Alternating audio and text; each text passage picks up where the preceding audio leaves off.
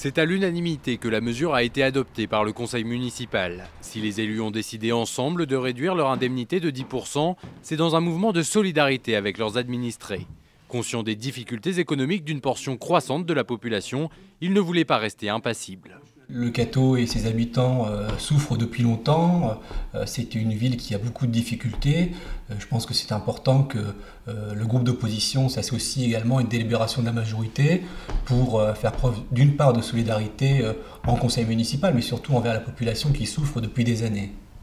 Aux critiques qui voient de la démagogie dans cette décision prise à 1 an des élections municipales, le maire rétorque que les économies réalisées seront directement redistribuées aux habitants de la commune.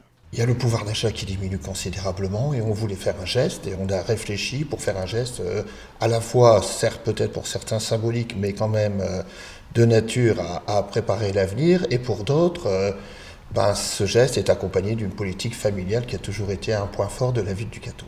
Les 12 000 € ainsi économisés cette année profiteront aux jeunes comme aux plus âgés. Les enfants et les adolescents seront soutenus financièrement pour une inscription à une activité sportive. Les jeunes parents, eux, recevront un colis de naissance composé de produits pour bébés de première nécessité. La subvention d'aide à domicile à destination des seniors sera quant à elle doublée.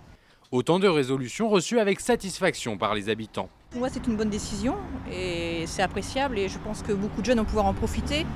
C'est d'autant plus important de le faire parce qu'on nous demande à nous de nous serrer la ceinture, mais eux, ils ne se serrent pas beaucoup la ceinture.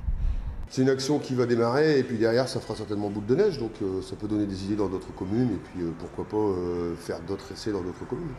Les élus du Cateau-Cambrésis espèrent en effet que d'autres villes suivront leur exemple. Mais la démarche est loin d'être évidente. En novembre 2011, les députés avaient refusé de diminuer leur indemnité.